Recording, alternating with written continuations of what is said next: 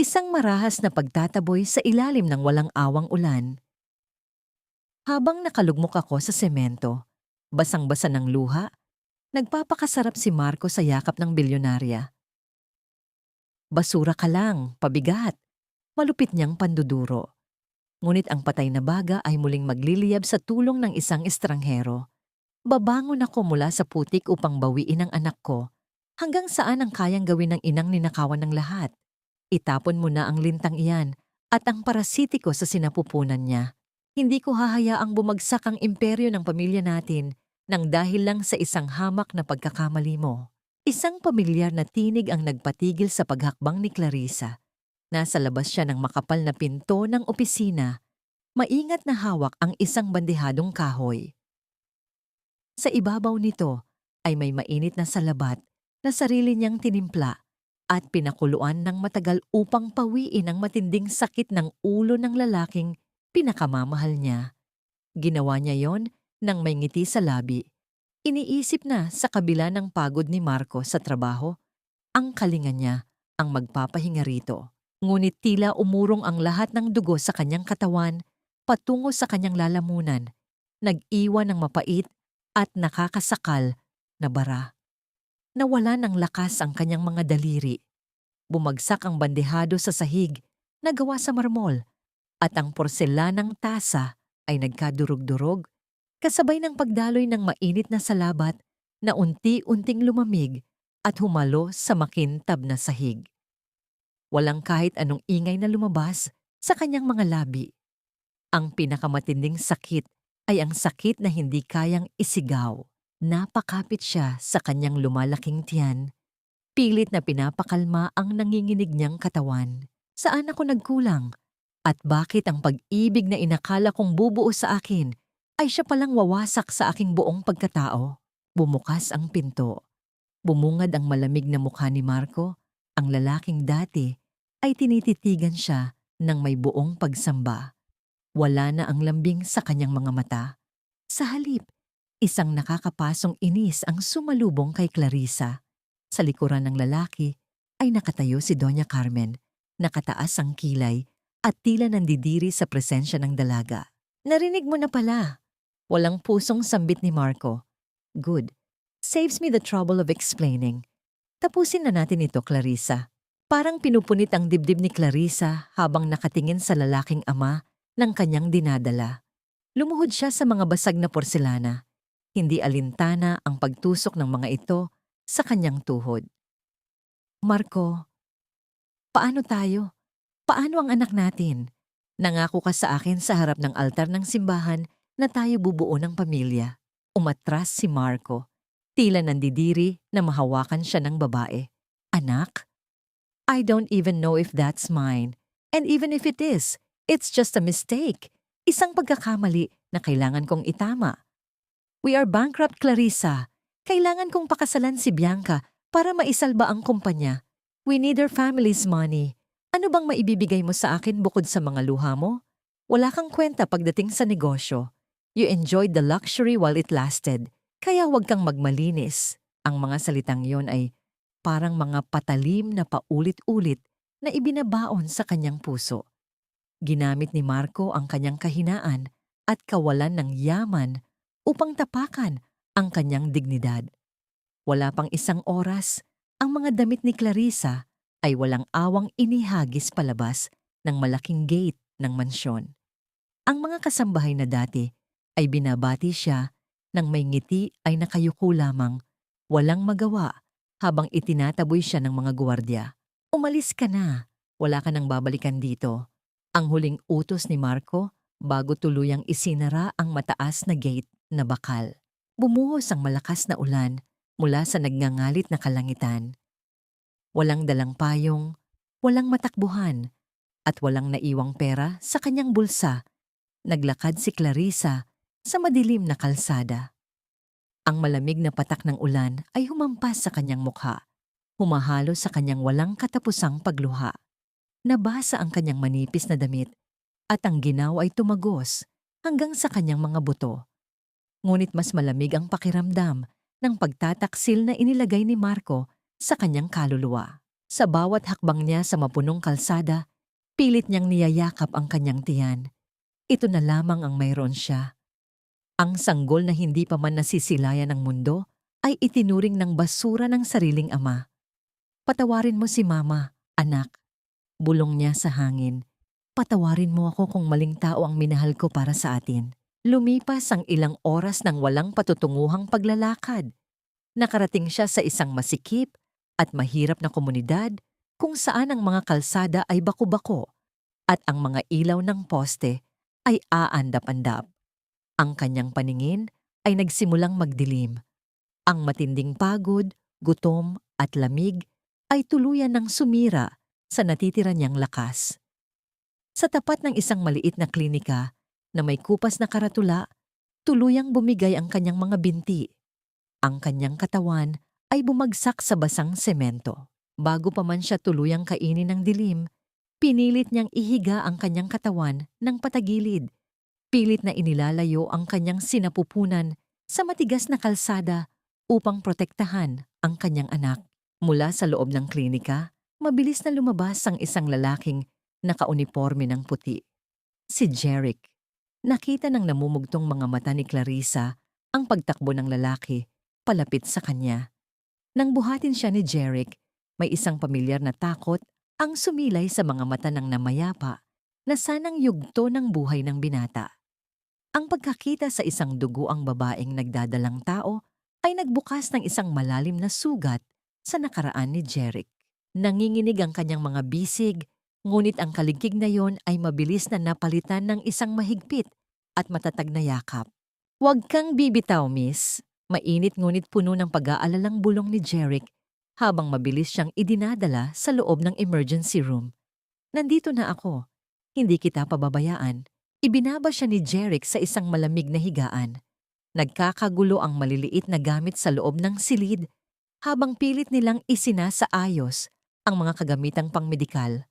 Sa gitna ng kanyang pag-aagaw buhay, narinig ni Clarissa ang malalim at mabigat na buntong hininga ng doktor na sumuri sa kanya. Tumitig ang doktor kay Jeric, ang boses nito ay may dalang bigat na tila magpapahinto sa pag-ikot ng mundo. Napakababa ng temperatura niya at masyadong mahina ang pulso. "Kailangan nating pumili, Jeric. Ang ina o ang bata?" Ang pantay at walang buhay na tunog mula sa makina na nakakabit sa kanyang dibdib ang unang gumising sa diwa ni Clarissa. Mabigat ang kanyang mga talukap, ngunit ang unang instinct ng isang ina ang nagtulak sa kanya na imulat ang kanyang mga mata. Agad na kinapa ng kanyang nanginginig na mga kamay ang kanyang sinapupunan. Isang malalim na buntong hininga ng ginhawa ang kumawala sa kanyang mga labi nang maramdaman niyang naroon pa rin ang munting bukol na nagbibigay kahulugan sa kanyang buhay. Mula sa gilid ng kanyang kama, isang lalaking nakaputi ang dahan-dahang lumapit. Ang liwanag mula sa bintana ay tumama sa maamo, ngunit pagod na mukha ni Jeric. "Huwag kang gumalaw ng bigla, miss." Malumanay, ngunit may awtoridad na pakiusap ng binata. Ginagamit ang wikang pamilyar sa mga pasyente. "Masyadong bumagsak ang blood pressure mo kagabi dahil sa lamig at stress. Pero huwag kang mag-alala. Ligtas ang baby mo. You both made it." Ang mga salitang yon ay tila isang mainit na kumot na yumakap sa nanlalamig na kaluluwa ni Clarissa.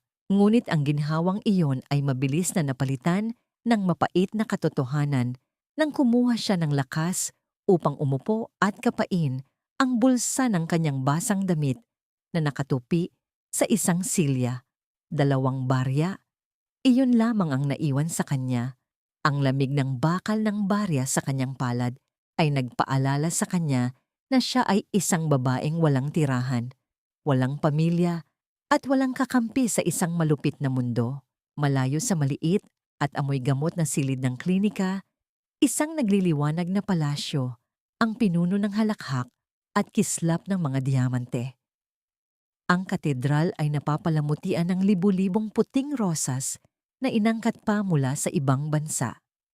Naglalakad si Bianca patungo sa altar, suot ang isang sadyang yaring trahe de boda na nagkakahalaga ng milyon-milyon. Ang bawat hakbang niya ay sumisigaw ng kapangyarihan at tagumpay, Kinukuha ang atensyon ng bawat maimpluwensyang tao sa loob ng simbahan. Sa dulo ng pasilyo ay naghihintay si Marco. Nakangiti siya sa mga bisitang mayayaman, tinatanggap ang mga pagbati. Subalit kung may sino man na susuri ng malapitan, ang kanyang ngiti ay hindi umaabot sa kanyang mga mata. Tila isang nakapintang larawan na walang kaluluwa.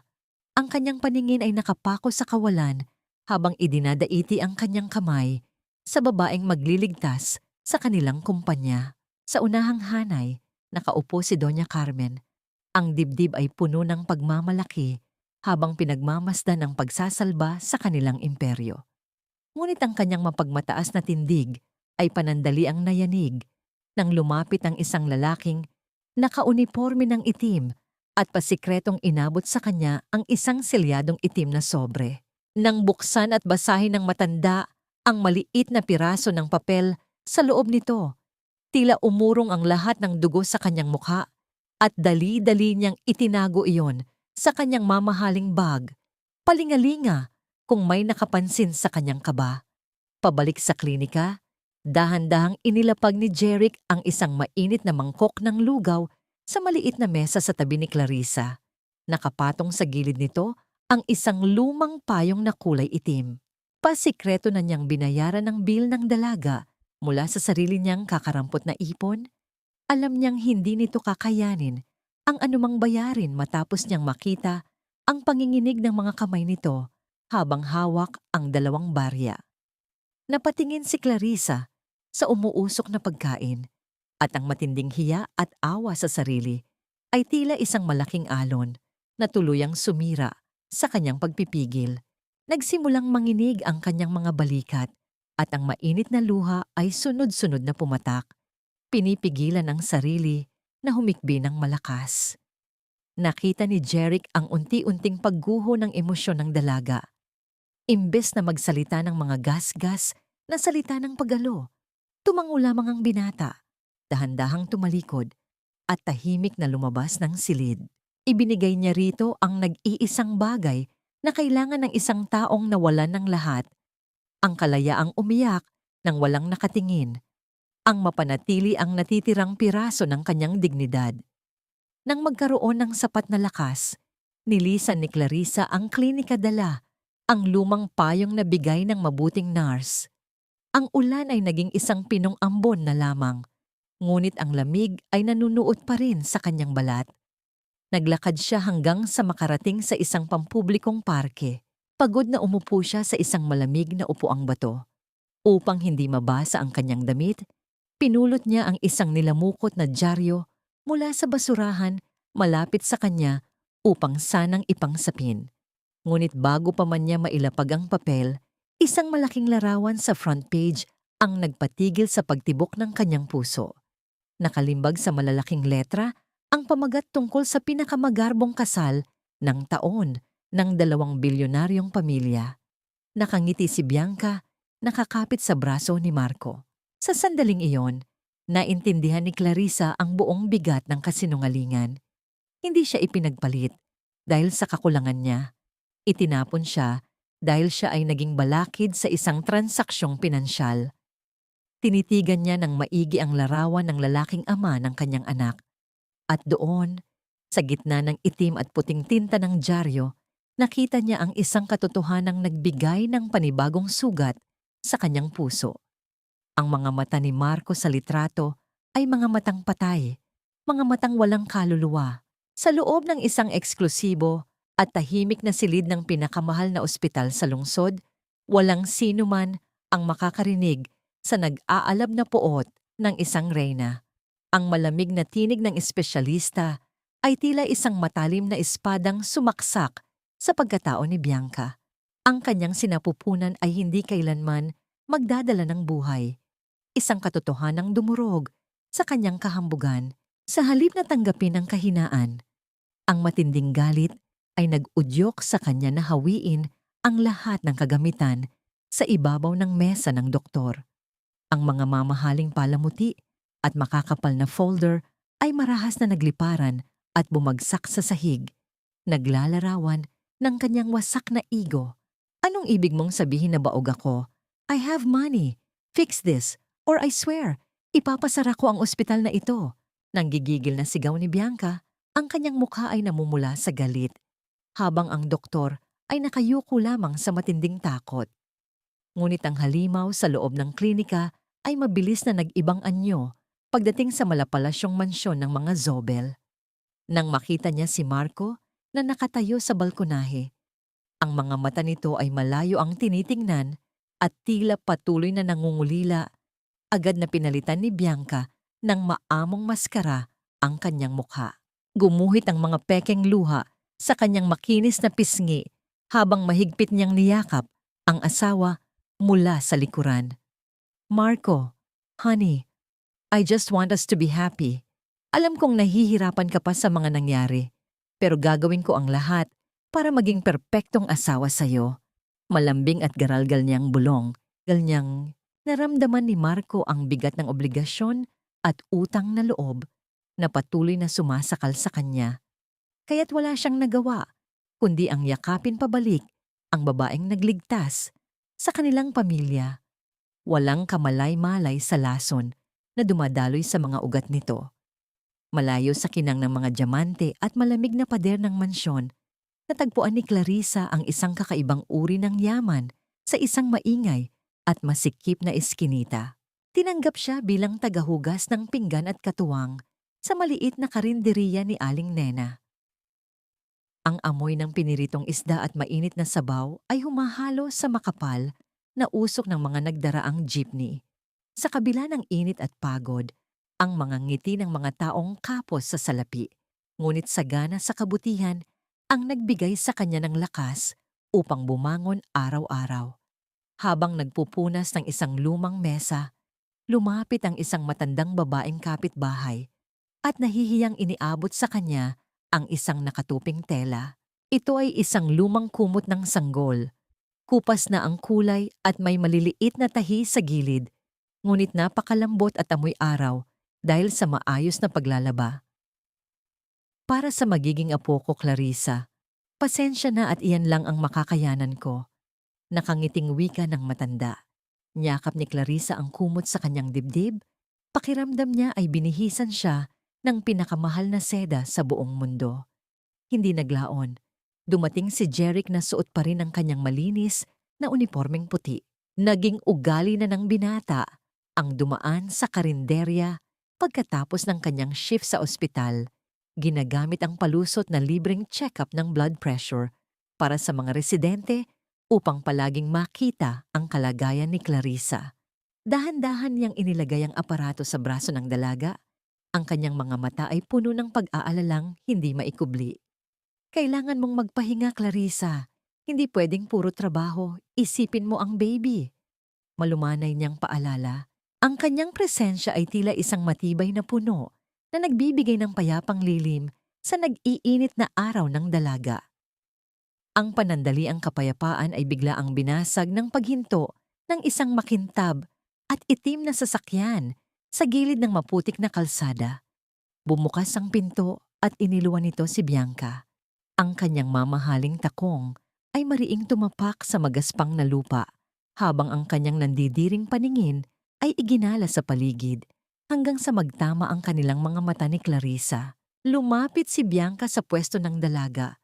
May nakapaskil na matamis, ngunit nakakakilabot ng ngiti sa kanyang mga labi. Umupo siya sa isang mumurahing silya na tila isa siyang reyna na bumibisita sa kanyang mga utusan. Ang tapang mo rin, ano? Akala mo ba hindi ko malalaman kung saan ka nagtatago?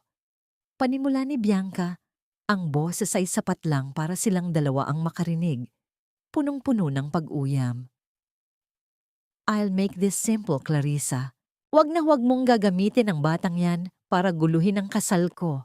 Make sure you hide that bastard well. Dahil baka isang araw, mawala na lang yan na parang bula. Ang pananakot ay kinumpleto ng isang malamig na pagtitig sa umbok ng tiyan ni Clarissa, isang tingin na nagpataas sa balahibo ng nagdadalang tao.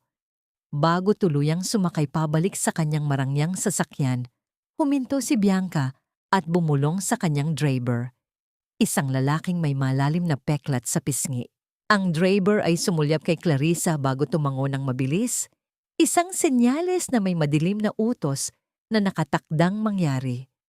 Nang makaalis ang sasakyan, isang lalaking nakamotorsiklo ang huminto at nag-abot ng isang makapal na brown envelope kay Clarissa. Nanginginig ang kanyang mga daliri nang punitin niya ang selyo. Bumulaga sa kanya ang isang opisyal na dokumento mula sa magagarbong abogado ng pamilya Zobel. Ito ay isang formal na utos mula sa korte na humihingi ng DNA test at isang mariing banta na kukunin ang buong kustodya ng bata sa oras na ipanganak ito gamit ang dahilan na ang ina ay walang kakayahang pinansyal at nakatira sa isang delikadong kapaligiran. Ang mga salitang nakalimbag sa papel ay nagpaikot sa kanyang paningin. Sa gitna ng ingay ng eskinita, ang tanging nararamdaman ni Clarissa ay ang malamig na pawis at ang mabilis na pagtibok ng kanyang puso.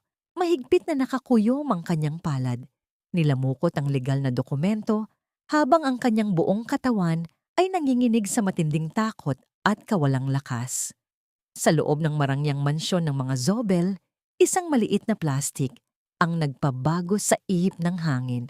Dalawang malinaw na pulang guhit ang nakapinta sa pregnancy test na hawak ni Bianca. Peke ang luha ng kagalakan na dumaloy sa kanyang mga pisngi habang mahigpit siyang yumakap kay Marco. Walang mapagsidlan ng tuwa ni Doña Carmen. Agad na nag-utos ng isang malaking pagdiriwang para sa magmamana ng kanilang imperyo. Ngunit sa likod ng pagyakap ni Marco, ang kanyang mga mata ay nanatiling walang kislap, habang ang labi ni Bianca ay gumuhit ng isang patagong ngiti ng tagumpay. Nagsimula na ang kanyang pinakamalupit na laro. Malayo sa pagdiriwang ng mga bilyonaryo, isang payapang hapon ang bumalot sa maliit na karinderya. Bumubuhos ang malakas na ulan, at ang malamig na hangin ay nagdadala ng amoy ng basang lupa. Nakaupo si Clarissa sa ilalim ng tagpi-tagping yero. Tahimik na pinagmamasdan ang pagpatak ng tubig habang hinihimas ang kanyang umbok na tiyan. Sa kanyang tabi ay si Jeric, nakatingin din sa kawalan. Sa isang bihirang pagkakataon, bumagsak ang matibay na pader ng binata. Ikinuwento niya sa isang garalgal na boses kung paano niya nawala ang kanyang sariling mag-ina sa isang aksidente sa kalsada na hindi niya naabutan ng maaga. Ang bigat ng kanyang nakaraan ay tila isang angklang pumipigil sa kanyang lumipad. Nakita ni Clarissa ang panginginig ng mga balikat ng lalaki. Nang akmang hahaplusin ni Jeric ang buhok ni Clarissa upang iparamdam ang kanyang presensya, bigla siyang natigilan. Ibinalik niya ang kanyang kamay at sa halip ay marahan at may buong paggalang na ipinatong iyon sa balikat ng dalaga, nagbibigay ng init ng walang hinihinging kapalit. Kinabukasan, napilitan si Clarissa na magtungo sa pampublikong pamilihan upang bumili ng mga murang sangkap para sa karinderya. Mahigpit ang kanyang hawak sa bayong, maingat sa bawat paghakbang sa basa at madulas na semento. Pag-akyat niya sa itaas na bahagi ng malapad na hagdanan, isang pamilyar at nakakasukang amoy ng mamahaling pabango ang humampas sa kanyang pangamoy. Nakatayo doon si Bianca.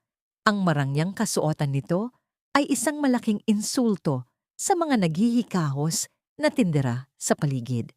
Bakit ba ang hirap mong patayin, Clarissa? Panimula ni Bianca. Ang tinig ay matalim at puno ng kamandag. Lumapit siya. Ang mga mata ay nanlilisik habang nakatitig sa tiyan ng dalaga. Kahit anong tago mo, isang basurang sumisira sa pamilya ko ang dinadala mo. Anak sa labas, walang kinabukasan, isang sumpa na kailanman ay hindi matatanggap ng mga Zobel. Ang mga salitang iyon ay tila mga nagbabagang uling na inihagis sa mukha ni Clarissa. Ang kanyang dugo ay kumulo sa tindi ng galit at pagnanasang protektahan ang kanyang anghel. Bilang isang ina na itinulak sa kasukdulan, umangat ang nanginginig na kamay ni Clarissa upang itulak palayo ang babaeng lumalapit sa kanyang sinapupunan. Ngunit bago pa man dumampi ang kanyang mga daliri sa balat ng bilyonarya, isang nakakakilabot na ngiti ang sumilay sa labi ni Bianca. Kusang umatras si Bianca, itinaas ang mga kamay na tila itinutulak siya ng isang malakas na puwersa at hinayaan ang sariling gumulong pababa sa matigas at sementadong hagdanan. Ang kanyang katawan ay marahas na tumama sa bawat baitang hanggang sa bumagsak siya sa ibaba. Mula sa ilalim ng kanyang bestida, isang malapot at pulang likido ang mabilis na kumalat sa kulay abong semento. Napatakip ng bibig si Clarissa, nanigas ang buong katawan sa tindi ng pagkabigla. Bago pa man siya makapagsalita, isang pamilyar na boses ng lalaki ang sumigaw mula sa ibaba. Tumakbo si Marco, papalapit sa duguang asawa. Ang mukha ay balot ng matinding takot at galit. Mahigpit na kumapit si Bianca sa kwelyo ni Marco. Ang mga luha ay umaagos habang itunuturo niya ang nanginginig na si Clarissa sa itaas ng hagdanan. Marco, siya ang tumulak sa akin. Gusto niyang patayin ang anak natin dahil sa inggit. Hagulgol ng mapanlinlang na babae. Sa hindi kalayuan, sa ikalawang palapag ng isang katabing gusali, isang lalaking janitor na nagpupunas ng salamin ang mabilis na umatras patungo sa dilim. Ang kanyang mga mata ay nanlalaki sa takot habang nanginginig niyang ibinaba at itinago ang kanyang cellphone sa malalim na bulsa ng kanyang uniforme. Pilit na kinakalimutan ang anumang nakita ng kanyang lente. Ilang oras ang lumipas nang makabalik si Clarissa sa karinderya. Ang diwa ay lutang at ang puso ay parang binabayo ng martilyo. Ngunit ang kanyang bangungot ay hindi pa natatapos. Ang nakakabinging wangwang ng mga sasakyan ng pulis ay humiwa sa tahimik na hapon at ang nag-iilaw na pula at asul ay bumalot sa buong eskinita. Bumaba ang mga unipormadong awtoridad. Ang kanilang mga mukha ay walang bakas ng awa. Sa gitna ng mga nagtatakang kapitbahay, sa pilitang hinawakan ng mga pulis, ang mga braso ng nagdadalang taong si Clarissa. Ang malamig at mabigat na posas ay walang awang ikinabit sa kanyang mga pulso. Siya ay inaresto sa salang tangkang pagpatay, isang krimeng inimbento upang tuluyan siyang ibaon sa limot. Ang malamig na rihas at ang malansang amoy ng semento ang naging saksi sa pinakamadilim na gabi ni Clarissa. Sa loob ng madilim na selda, ang tanging nagbibigay ng ingay ay ang bawat mabigat na paghinga niya na puno ng takot. Ang bawat kirot sa kanyang puson ay tila isang babala. Isang babalang hindi na kayang tiisin ng kanyang katawan ang bigat ng kawalang katarungan.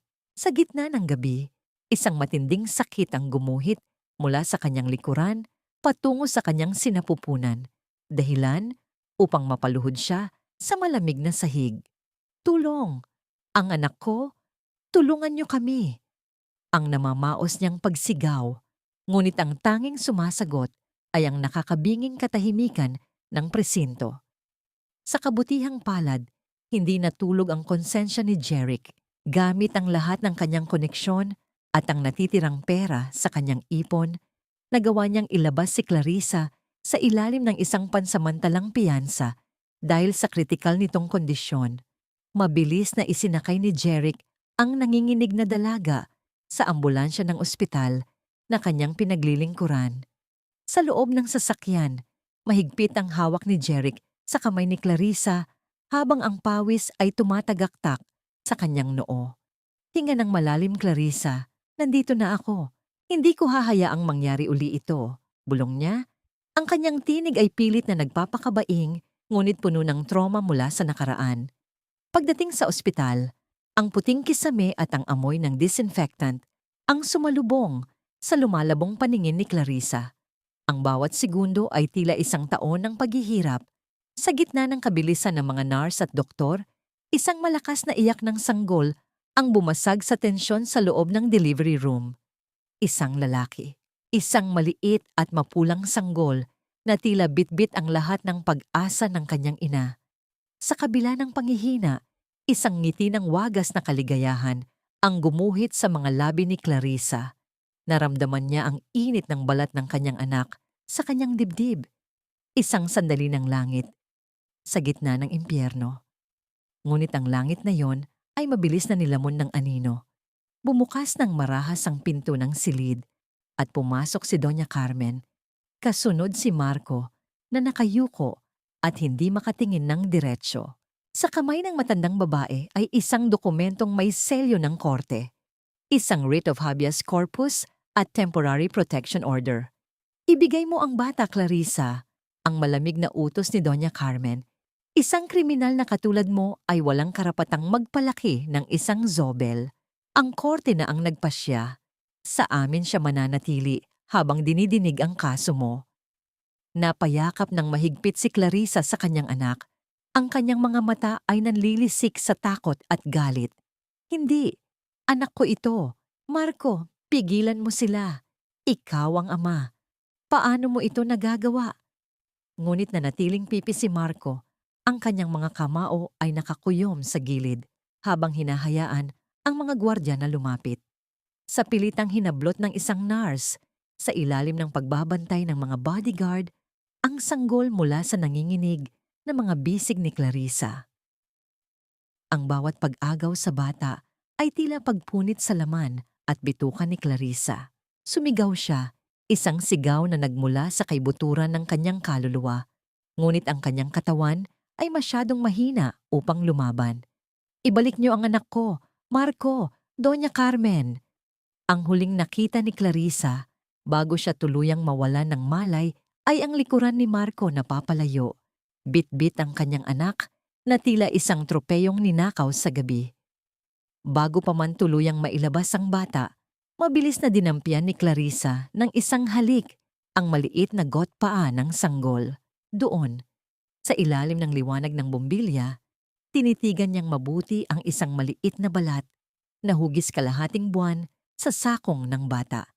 Isang marka na hinding-hindi mabubura ng kahit anong yaman o kasinungalingan. Nagising si Clarissa sa isang silid na balot ng nakakabinging katahimikan. Wala na ang init ng kanyang anak. Wala na ang iyak na nagbigay sa kanya ng lakas. Tumingin siya sa bintana, kung saan ang buwan ay malungkot na nakasilip. Ang kanyang mga mata na dati ay puno ng luha ay tuyo na. Pinalitan ng isang malamig at matalim na kislap na tila isang patalim na hinasa sa loob ng mahabang panahon. Kukunin ko siya. Ang mahinang bulong niya sa hangin. Isang pangakong mas matimbang pa sa kanyang sariling buhay. Kukunin ko ang anak ko at sisiguraduhin kong babagsak ang bawat pader ng mansyong yan. Sa kabilang bahagi ng ospital, nakatayo si Jeric sa tapat ng silid ni Clarissa. Sa kanyang kamay ay isang piraso ng papel na nakuha niya mula sa basurahan ng opisina ng espesyalista ni Bianca. Nakita niya ang isang nurse na nagmamadaling itapon ito kanina. Ang kanyang mga mata ay nanlaki ng mabasa ang nakasulat. Isang ulat na nagpapatunay na ang huling pagbubuntis ni Bianca ay isang malaking dula-dulaan lamang. Ang katahimikan sa loob ng silid ng ospital ay tila isang makapal na kumot na sumasakal sa bawat hininga ni Clarissa. Ilang araw na siyang nakatitig lamang sa kisame, hindi gumagalaw, at tumatangging sulyapan man lang ang pagkain na inihahanda para sa kanya. Ang kanyang mga mata, na dati ay puno ng buhay, ngayon ay tila 2 tuyong balon ng pait at pangungulila. Ang bawat pintig ng kanyang puso ay nagpapaalala sa kanya ng bawat segundong lumilipas na wala sa kanyang piling ang kanyang anak. Bumukas ang pinto at pumasok si Jeric. Bit-bit ang isang tray ng pagkain. Nakita niya ang hindi nagagalaw na baso ng gatas mula pa kaninang umaga. Ibinaba niya ang tray sa maliit na mesa nang may sadyang diin upang makuha ang atensyon ng dalaga. Clarissa, kailangan mong kumain. Ang mahinahong utos ni Jeric, ngunit may bahid ng higpit sa kanyang tinig. Hindi sumagot si Clarissa na natiling nakapako ang tingin sa kawalan. Lumapit pa ang binata, hinarangan ang paningin ni Clarissa sa kisame. Tingnan mo ako. Isang patay na ina ay hindi makakalaban para sa kanyang anak. Kung gusto mong mabulok dito sa lungkot, Habang pinalalaki ni Bianca ang sanggol mo ayon sa gusto niya, ituloy mo lang ang pagpapagutom. Pero kung gusto mong bawiin ang buhay mo, tumayo ka riyan. Ang mga salitang yon ay tila isang malamig na tubig na ibinuhos sa nag-aapoy na lagnat ni Clarissa. Dahan-dahan niyang ibinaling ang kanyang paningin kay Jeric. Nakita niya sa mga mata nito ang hindi matatawarang suporta at ang hamon na kailangan niyang tanggapin. Sa unang pagkakataon matapos ang pangungumpiska sa kanyang anak, kinuha ni Clarissa ang kutsara. Ang bawat subo ay tila paglunok ng mga bubog, ngunit pinilit niya. Ang bawat nguya ay isang panunumpa. Isang panunumpa na lalakas siya, hindi para sa sarili, kundi para sa katarungan. Mabilis na lumipas ang mga linggo. Sa halip na magmukmok, bumalik si Clarissa sa karinderya ni Aling Nena. Ngunit hindi na siya ang dating Clarissa na mahinhin at laging nakayuko. Ngayon, siya ang unang dumarating bago pa sumikat ang araw at ang huling umaalis sa ilalim ng liwanag ng buwan. Nagtatrabaho siya ng doble, tumatanggap ng mga labada sa gabi at nagtitipid sa bawat sentimo. Ang kanyang layunin ay malinaw. Kailangan niya ng pondo para sa isang mahusay na abogado na hindi kayang bayaran ng mga zobel. Isang gabi, matapos ang isang nakakapagod na shift, naupo si Clarissa sa isang bangko sa labas ng karinderya. Ang kanyang mga palad ay puno ng paltos mula sa paghawak ng maiinit na kaldero at pagkuskos ng mga damit. Dumating si Jeric, dala ang isang maliit na lalagyan ng gamot. Naupo siya sa tabi ng dalaga at kinuha ang kanyang nanginginig na mga kamay. Dahan-dahang ipinahid ni Jeric ang malamig na ointment sa mga sugat ni Clarissa. Ang bawat dampi ng kanyang mga daliri ay tila isang hilom na hindi lamang para sa balat, kundi para sa nadurog na puso ng dalaga. "Huwag mong masyadong abusuhin ang katawan mo, Clarissa," bulong ni Jeric habang maingat na binabalot ng malinis na gasa ang kanyang mga palad. "Sasamahan kita sa laban na ito. Ako ang magiging mga mata at tainga mo sa loob ng ospital at sa bawat sulok na hindi mo maabot." Tumingin si Clarissa sa kanya at sa gitna ng hapdi, naramdaman niya ang isang uri ng kapayapaan na matagal nang nawala. Ang pakiramdam na hindi siya nag-iisa sa gitna ng giyera. Habang nagaganap ang tahimik na sandaling yon, sa isang madilim na sulok ng kalsada, huminto ang itim na sasakyan ni Bianca. Mula sa bintana, nakita ang palitan ng isang makapal na sobre sa pagitan ni Bianca at ng driver na may peklat sa mukha. Ang mga mata ni Bianca ay puno ng masamang balak, tila may bago na namang patibong na inihahanda para sa babaeng inaakala niyang tuluyan na niyang napabagsak. Hating gabi na nang bumalik si Jeric sa ospital. Sa halip na umuwi, nagtungo siya sa records room sa basement. Gamit ang kanyang access card bilang senior nurse, pumasok siya sa silid na puno ng naglalakihang mga filing cabinet.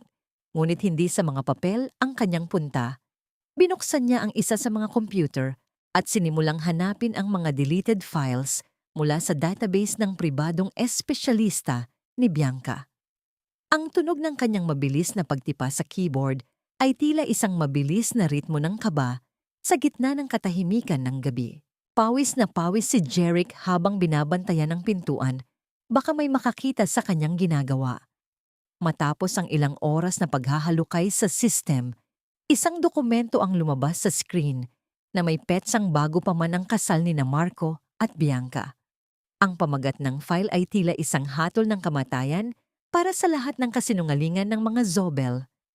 Bianca Z. Infertility Diagnosis, Permanent. Napasinghap si Jeric. Ang katotohanan ito ang magiging mitsa ng pagguho ng palasyo ni na Marco at Bianca. Ang lihim na ito ang susi upang mabawi ni Clarissa ang kanyang anak at ang kanyang dangal. Ang bawat lagutok ng apoy sa ilalim ng malaking kawa at ang masarap na samyo ng kumukulong adobo ang nagsisilbing musika sa panibagong buhay ni Clarissa. Sa tulong ng mga barya at pawis na kanyang inipon, nagawa niyang itayo ang isang maliit na silya at mesa sa tapat ng karinderya ni Aling Nena. Hindi na siya ang biktima. Siya na ang nagpapakain sa mga manggagawang pagod mula sa konstruksyon at mga tsuper na naghahanap ng kalinga ng lutong bahay.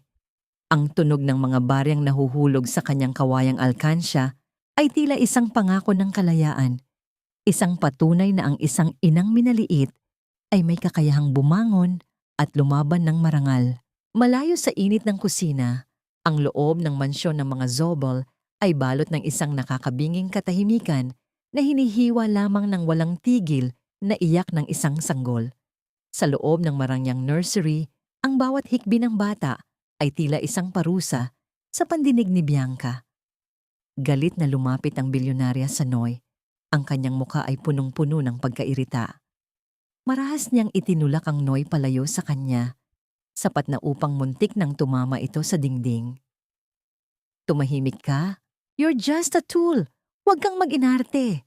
Nanggigigil na bulong ni Bianca bago padabog na lumabas ng silid. Pumasok si Marco at dahan-dahang binuhat ang anak. Sa gitna ng kanyang pagsisisi, naramdaman niya ang isang kakaibang kirot sa kanyang dibdib. Ang sanggol ay tumitigil lamang sa pag-iyak nang simulan ni Marco na paikutin ng isang lumang music box na naglalabas ng isang malambing na himig. Ang himig na madalas kantahin ni Clarissa noong sila ay masaya pa. Habang inaayos ni Marco ang higaan ng asawa, hindi sinasadyang nadagi ng kanyang kamay ang ilalim ng unan ni Bianca. Isang bote ng gamot ang gumulong palabas. Kumunot ang noo ni Marco nang mabasa ang etiketa. Ito ay isang napakatapang na sedative na hindi dapat iniinom ng isang babaeng nagpapanggap na kapapanganak pa lamang. Isang panibagong hinala ang nagsimulang gumapang sa kanyang isipan. Sa kabilang panig ng lungsod, tinahak ni Jeric ang madidilim at masisikip na eskinita ng isang squatters area. Pagkatapos ng ilang oras na pagtatanong at paghahanap, natagpuan niya ang lalaking janitor na naging saksi sa aksidente sa hagdanan. Ang lalaki ay nakaupo sa labas ng kanyang barong-barong, tila laging may kinatatakutan. Lumapit si Jeric nang may dalang pakumbaba at katapatan. Hindi ito tungkol sa pera, kuya. Tungkol ito sa isang inang ninakawan ng karapatan. Ang mahinahong paliwanag ng Yars. Ang matinding determinasyon sa mga mata ni Jeric ang naging dahilan upang sa wakas ay ilabas ng janitor ang kanyang luma at basag na cellphone. Ipinapakita ang isang video na magpapabagsak sa lahat ng dula-dulaan ni Bianca. Isang hapon, sadya ring nagtungo si Clarissa sa tapat ng simbahan ng Quiapo kung saan alam niyang daraan ang sasakyan ni Doña Carmen para sa lingguhang misa. Nang bumaba ang matandang babae mula sa kanyang marangyang kotse, hinarang siya ni Clarissa. Walang takot na tumitig ang dalaga sa mga mata ng makapangyarihang matanda. Ang matalim na titig ni Doña Carmen ay hindi nakapagpayuko kay Clarissa. Ang katarungan ay hindi nabibili ng ginto, Doña Carmen. Ang mariing deklara ni Clarissa. Ang boses ay matatag at hindi nanginginig. Ang anak ko ay hindi isang ari-arian na pwede nyo lang kunin dahil sa inyong utang na loob sa ibang tao. Mabilis na tumalikod ang matanda. Pilit na itinatago ang kaba sa likod ng kanyang mapagmataas na tindig. Pagbalik sa karinderya, naghihintay si Jeric sa ilalim ng aandap-andap na ilaw ng poste. May dala siyang isang makapal na brown envelope. Inilapag niya ito sa ibabaw ng lamesang kahoy sa harap ni Clarissa. Ang kanyang mga kamay ay nanginginig sa kaba at pananabik. Ito na ang alas natin, Clarissa. Bulong ni Jeric habang dahan-dahang binubuksan ang selyo. Dito nakasulat ang bawat kasinungalingan nila. Hindi ka na mag-iisa sa harap ng huwes. Kinuha ni Clarissa ang mga dokumento at sa unang pagkakataon matapos ang mahabang panahon, isang tunay na ngiti ng pag-asa ang sumilay sa kanyang mga labi. Tila isang liwayway na unti-unting pumuputi sa gitna ng madilim na gabi. Ang araw ng paghuhukom ay dumating. Ang mga hakbang ng mga tao sa loob ng gusali ng korte ay tila isang mabilis na tibok ng puso. Dumating ang sasakyan ng mga Zobel at bumaba si Bianca na may nakapaskil na mapang-uyam na ngiti. Ang kanyang mga mata ay nagniningning sa paniniwalang kontrolado niya ang lahat. Ngunit nang bumukas ang malaking pinto ng hall, lahat ay napalingon. Pumasok si Clarissa na hindi suot ang kanyang lumang damit pantrabaho. Nakasuot siya ng isang simple ngunit napakalinis na puting kasuotan. Ang kanyang buhok ay maayos na nakapusod at ang kanyang tindig ay tila isang reynang handang bawiin ang kanyang kaharian. Ang kanyang mga mata ay hindi na nagmamakaawa. Ang mga ito ay puno ng isang uri ng kapayapaan na tanging ang katotohanan lamang ang makakapagbigay. Sa kanyang likuran, nakatayo si Jeric bilang kanyang tapat na bantay. Bitbit ang katibayan na wawasak sa bawat pader ng kasinungalingang itinayo ng mga Zobel. Ang loob ng silid hukuman ay balot ng isang nakakabinging katahimikan na hinihiwa lamang ng malamig na bugso ng hangin mula sa mga aircon sa paligid. Ang bawat sulok ng silid ay tila nagdadala ng bigat ng mga salitang hindi pa nabibitiwan at ang amoy ng lumang kahoy ng mga silya ay humahalo sa kaba na namamayani sa dibdib ni Clarissa. Nakaupo siya ng tuwid, ang kanyang mga kamay ay nakapatong sa kanyang kandungan. Pilit na itinatago ang panginginig ng kanyang mga daliri. Tumayo ang abogado ni Bianca, isang lalaking may matalas na tingin at boses na tila isang latigong humahampas sa dangal ni Clarissa. Your Honor, tinitingnan natin dito ang isang babaeng walang permanenteng tirahan, isang babaeng nabubuhay lamang sa limos ng mga kapitbahay at sa kakarampot na kinikita sa isang maduming karinderya. Paano natin ipagkakatiwala ang isang tagapagmana ng pamilya Zobel sa isang taong hindi man lang mabilhan ng sariling gatas ang kanyang anak? Bulyaw ng abogado habang mapang-uyam na nakatingin kay Clarissa. She is unstable, a gold digger who is using this child to blackmail a prominent family. Ang bawat salita ay tila mga bubog na ibinabaon sa puso ni Clarissa. Ngunit sa halip na yumuko at umiyak, mas lalo niyang itinaas ang kanyang baba. Ang kanyang mga mata ay nanatiling nakapako sa harap, hindi pinapakitaan ng kahit anong kahinaan ang mga taong nais siyang durugin. Sumunod na tinawag sa witness stand si Doña Carmen. Buong giting na humawak ang matanda sa Biblia at nangakong magsasabi ng katotohanan, ngunit ang bawat salitang lumabas sa kanyang mga labi ay punong-puno ng lason. Hiningan niya kami ng milyon-milyon kapalit ng bata. Pagsisinungaling ng matanda, habang pilit na nagpapahid ng pekeng luha gamit ang kanyang mamahaling panyo. Noong hindi namin ibinigay ang hinihingi niya, tinangka niyang saktan ng manugang ko na si Bianca. Natatakot kami para sa kaligtasan ng aming apo. Nang tawagin si Clarissa upang magsalita, ang buong silid ay tila tumigil sa paghinga. Umupo siya sa upuan ng saksi. Tinitiis ang mga mapanghusgang tingin ng mga taong nakapaligid sa kanya. Sa bawat tanong ng kabilang panig na layuning hiyain siya, sumasagot siya ng may kalmado at malumanay na boses. Ang kanyang katatagan ay tila isang pader na hindi matitibag ng kahit anong paninira. Tinawag din si Marco sa bangan. Habang naglalakad ang lalaki, hindi niya mapigilang sulyapan ang mga kamay ni Clarissa na nakapatong sa mesa. Nakita ni Marco ang mga peklat ng paso at ang magaspang na balat ng mga palad ng dalaga, mga markang nakuha nito sa pagtatrabaho ng marangal upang mabuhay. Isang matinding kurot ng konsensya ang bumalot sa kanyang dibdib. Nang tanungin siya kung sa tingin ba niya ay karapat-dapat na ina, si Clarissa, napatitig si Marco sa mga mata ng babaeng dati niyang minahal. Nakita niya roon ang wagas na pagmamahal ng isang ina at sa sandaling iyon, ang kanyang boses ay tila umurong sa kanyang lalamunan. Nanatili siyang tahimik ng ilang segundo, isang katahimikang mas maingay pa sa anumang sigaw. Sa ilalim ng mahabang lamesa ng kanilang panig, dahan-dahang inabot ni Jeric ang kamay ni Clarissa. Ang init ng palad ng binata at ang mahigpit na pagkakahawak nito ay tila isang angklang nagpapanatili kay Clarissa sa gitna ng nagngangalit na bagyo. Andito ako, hindi kita bibitawan.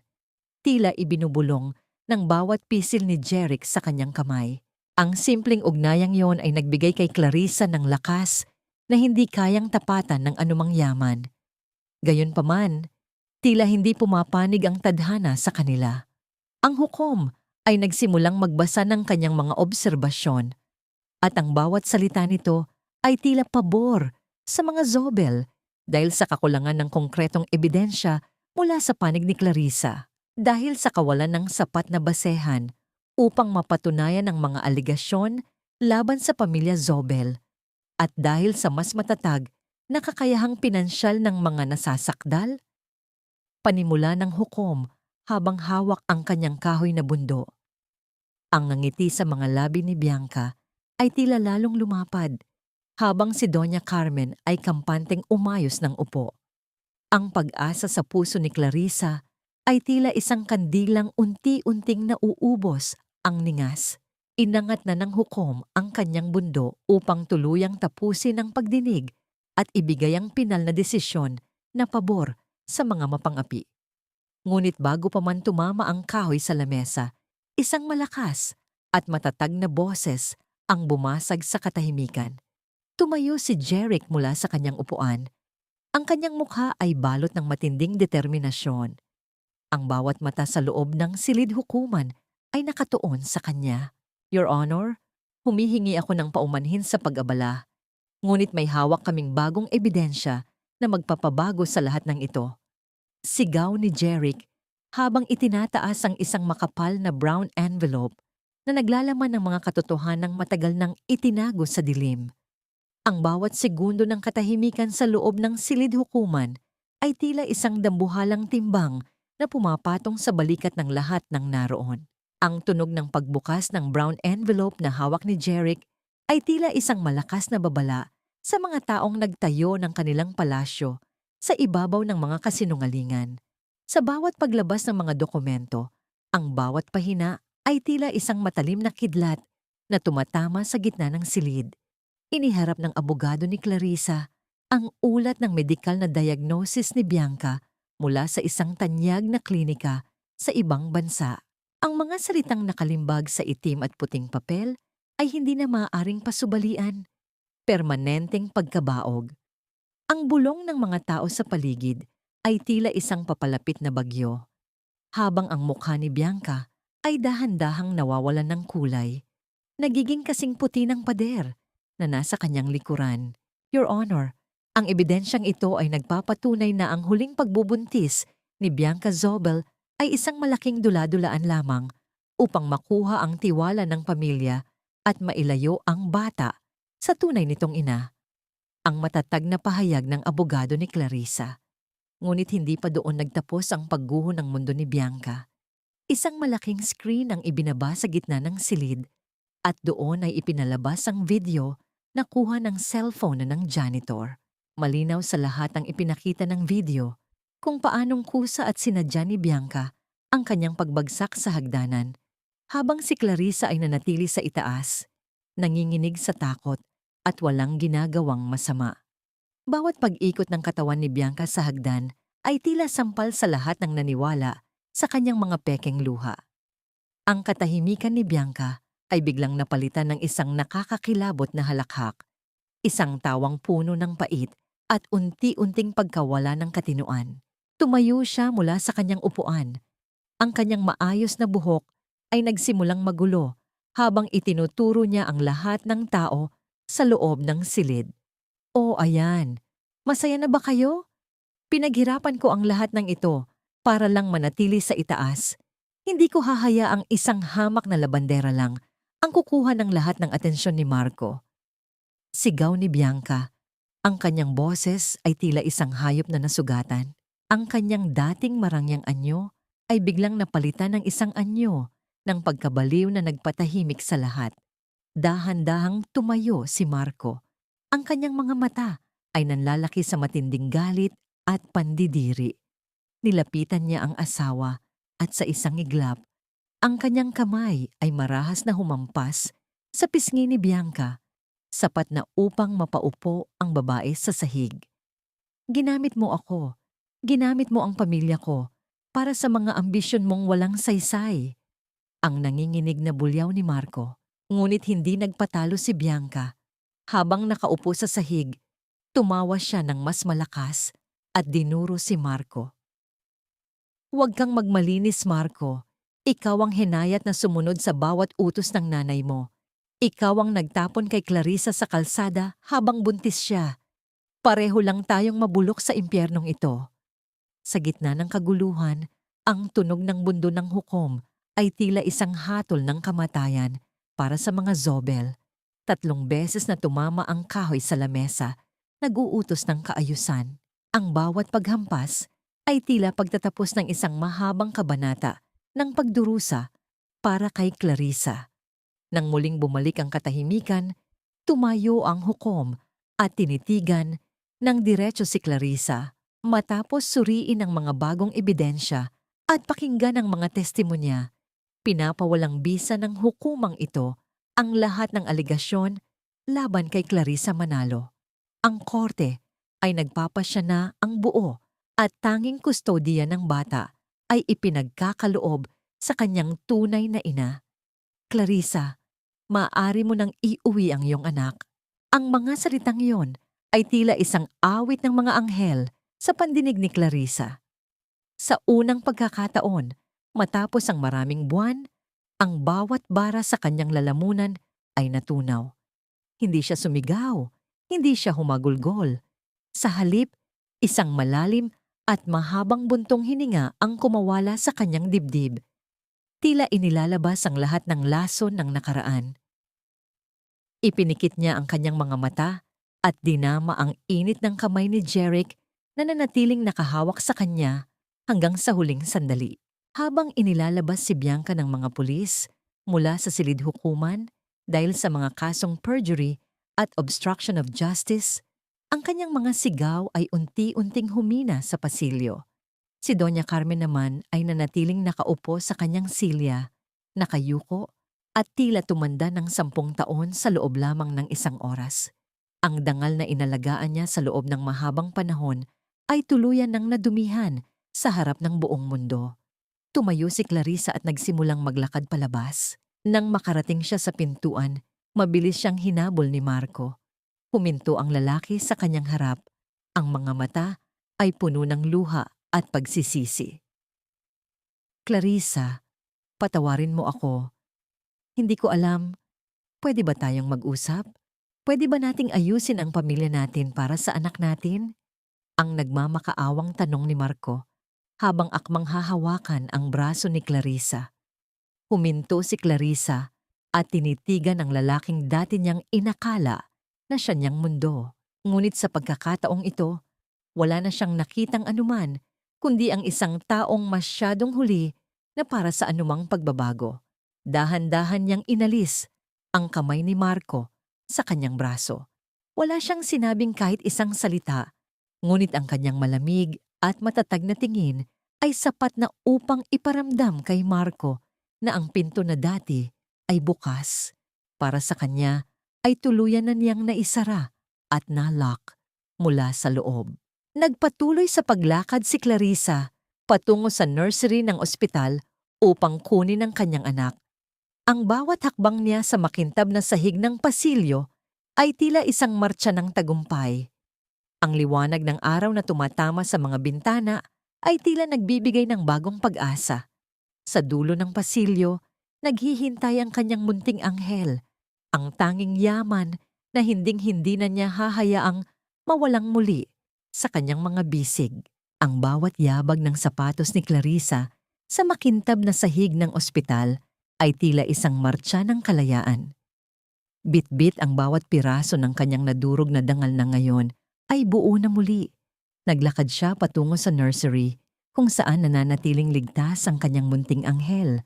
Nang makarating siya sa tapat ng salaming pader, ang kanyang mga mata ay agad na humanap sa munting higaan na may pangalang Baby Manalo. Dahan-dahan niyang binuhat ang sanggol. Ang amoy ng gatas at ang lambot ng balat nito ay tila isang gamot na agad na humilom sa lahat ng kanyang mga sugat. Isang malalim na buntong hininga ang kumawala sa kanyang dibdib nang masilayan ng maliit na balat na hugis kalahating buwan sa sakong ng bata. ang marka ng katotohanan. Nandito na si Mama, anak. Hindi na tayo muling magkakahiwalay. Mahina niyang bulong habang idinidampi ang kanyang ilong sa munting noo ng sanggol. Sa labas ng ospital, habang hinihintay ang kanilang sasakyan, huminto ang isang marangyang kotse sa kanilang tapat. Bumukas ang pinto at lumabas si Marco. Ang kanyang anyo ay hindi na katulad ng dating mapagmataas na bilyonaryo. Gusot ang kanyang barong, magulo ang buhok, at ang kanyang mga mata ay namumula sa walang katapusang pag-iyak. Lumapit siya kay Clarissa at sa gitna ng maraming tao, bigla siyang lumuhod sa semento. Clarissa, parang awa mo na. Nagkamali ako. Nabulag ako ng ambisyon at ng utang na loob sa pamilya ko. Hayaan mong bumawi ako sa inyo. Hayaan mong maging ama ako sa anak natin. Ang nagmamakaawang pakiusap ni Marco, ang kanyang boses ay nanginginig sa tindi ng pagsisisi. Tumingin si Clarissa sa lalaking dati ay itinuring niyang buong mundo. Ngunit sa halip na galit, tanging isang malalim na awa ang nararamdaman niya para rito. Hinigpitan niya ang yakap sa kanyang anak at tumingin ng diretso sa mga mata ni Marco. Hindi sapat ang salitang patawad para sa bawat gabing hinayaan mo kaming mamatay sa lamig at gutom, Marco. Ang pamilya ay hindi nabubuo sa pera o sa apelyido.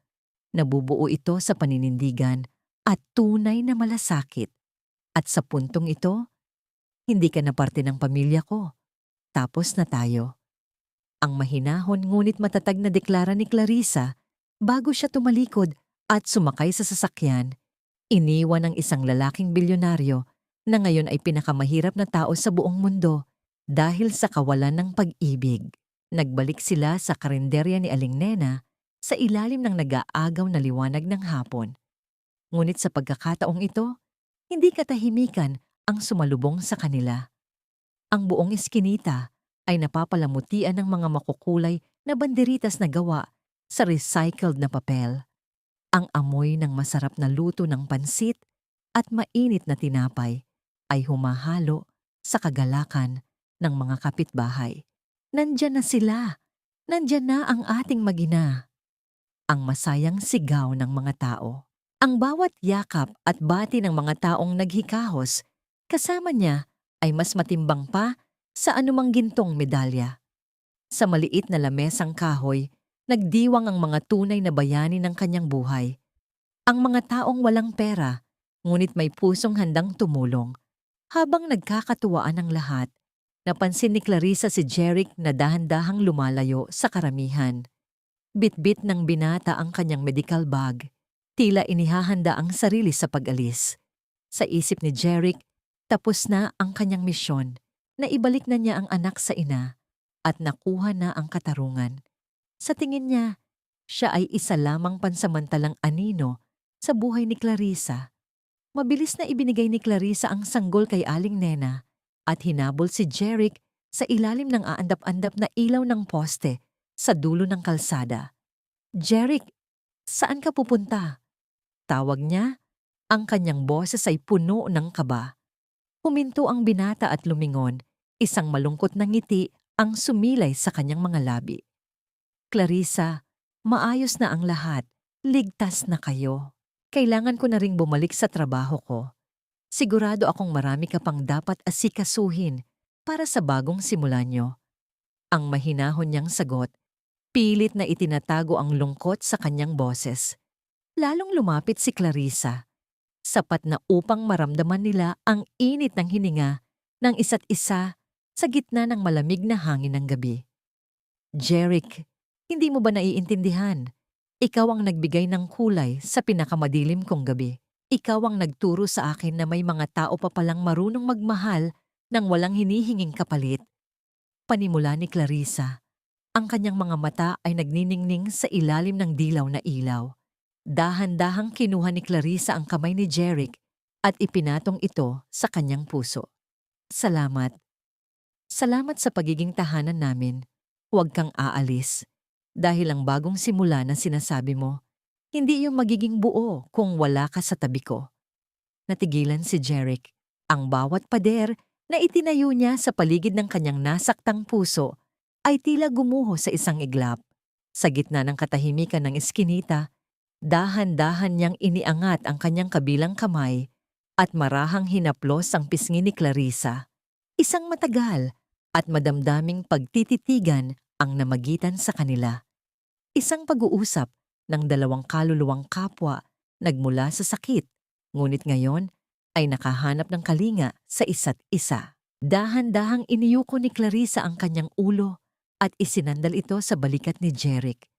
Naramdaman niya ang matatag na braso ng binata na pumaligid sa kanyang baywang, isang yakap na hindi lamang nagbibigay ng init, kundi ng katiyakan na hinding-hindi na siya muling mag-iisa sa gitna ng ulan. Sa sandaling iyon, ang ingay ng karinderya sa malayo ay tila naging isang malambing na himig ng pag-asa. Ang gabi ay hindi na madilim para kay Clarissa. Dahil sa dulo ng mahabang kalsada ng pagdurusa, natagpuan niya ang tunay na kayamanan. Isang pag-ibig na hindi nabibili, isang pamilyang binuo ng malasakit, at isang tahanan na nananatiling matatag sa kabila ng anumang unos. Lumipas ang 3 taon, na tila isang banayad na agos ng ilog, dahan-dahang tinatangay ang mga bakas ng pait at dinadala ang sariwang pag-asa sa bawat bukang liwayway. Sa isang maliit ngunit maayos na bahay na napapaligiran ng mga namumukadkad na rosas at lunti ang halaman, ang sikat ng araw ay masayang sumisilip sa bintana, nagbibigay ng init sa isang pamilyang binuo hindi ng dugo, kundi ng wagas na malasakit. Sa bakuran, ang tunog ng masayang halakhak ng isang paslit ang nangingibabaw. Ang batang si Gabriel, na mayroon pa ring malinaw na marka ng kalahating buwan sa kanyang sakong, ay masiglang tumatakbo patungo sa isang lalaking kakauwi pa lamang mula sa trabaho. "Papa Jeric, nandiyan ka na!" Ang masayang sigaw ng bata habang yumayakap sa binti ng binata. Binuhat ni Jeric ang bata at hinalikan ito sa noo. Ang kanyang mga mata ay nagniningning sa katotohanang sa wakas ay nahanap na niya ang kumpetong piraso ng kanyang buhay na matagal nang nawala. Lumabas si Clarissa mula sa kusina, suot ang isang simpleng bestido at isang ngiting hindi na mababakas ang anumang bakas ng nakaraang pait. Pinagmamasdan niya ang 2 pinakamahalagang lalaki sa kanyang buhay. Sa loob ng 3 taon, natututunan ni Clarissa na ang pagpapatawad ay hindi nangangahulugang pagbabalik sa nakaraan, kundi ang pagpapalaya sa sariling puso mula sa gapos ng galit. Pinatawad niya si Marco, hindi dahil karapat-dapat ito, kundi dahil nais niyang maglakad sa hinaharap ng walang bitbit na mabigat na pasanin. Sa kabilang dako ng lungsod, sa loob ng isang malamig at malawak na opisina, mag-isang nakaupo si Marco. Bagaman nanatili ang kanyang kayamanan at ang pangalan ng kanilang kumpanya, ang bawat sulok ng kanyang palasyo ay tila isang malaking libingan ng mga pagkakataong kanyang sinayang. Tuwing gabi, sa gitna ng katahimikan, tila naririnig pa rin niya ang mahinang himig ng isang kantang Ru na hinding-hindi na niya muling maririnig ng live. Ang kanyang parusa ay hindi ang paghihirap, kundi ang mabuhay sa gitna ng lahat ng materyal na bagay habang ang kanyang kaluluwa ay nananatiling nag-iisa at balot ng matinding pagsisisi. Si Bianca naman ay nananatili sa loob ng isang institusyon, unti-unting kinakain ang sarili niyang mga ilusyon, habang si Doña Carmen ay namumuhay sa kahihiyang dulot ng sarili niyang mga maling desisyon. Habang papalubog ang araw, naupo sina Clarissa at Jeric sa tapat ng kanilang maliit na hardin. Magkahawak ang kanilang mga kamay habang pinapanood ang paglalaro ni Gabriel. Ang kapayapaang nararamdaman ni Clarissa ay hindi nagmula sa pagkakaroon ng maraming pera, kundi sa pagkakaroon ng isang taong handang manatili sa tabi niya, umulan man o umaraw. "Salamat, Jeric. Salamat sa hindi pagsuko sa amin." Mahinang bulong ni Clarissa habang isinasandal ang kanyang ulo sa balikat ng asawa. Hinawakan ni Jeric nang mas mahigpit ang kamay ng dalaga. Ang kanyang boses ay puno ng katiyakan. "Clarissa, Ikaw at si Gabriel ang aking pangalawang pagkakataon. At sa pagkakataong ito, hinding-hindi ko nahahayaang mawala ang liwanag sa ating tahanan. Ang kwentong ito ay nag-iwan ng isang mahalagang aral na tumatagos sa puso ng bawat nakikinig. Ang tunay na halaga ng isang pamilya ay hindi nasusukat sa ningning ng ginto o sa taas ng katungkulan sa lipunan. Ang pamilya ay matatagpuan sa mga taong handang tumayo sa tabi mo kapag ang lahat ay tumalikod na, sa mga taong yayakap sa iyong mga sugat hanggang sa ang mga ito ay maging peklat ng tagumpay. Ang katarungan ay maaaring matagal dumating, ngunit ang katotohanan ay laging makahahanap ng paraan upang lumabas sa liwanag.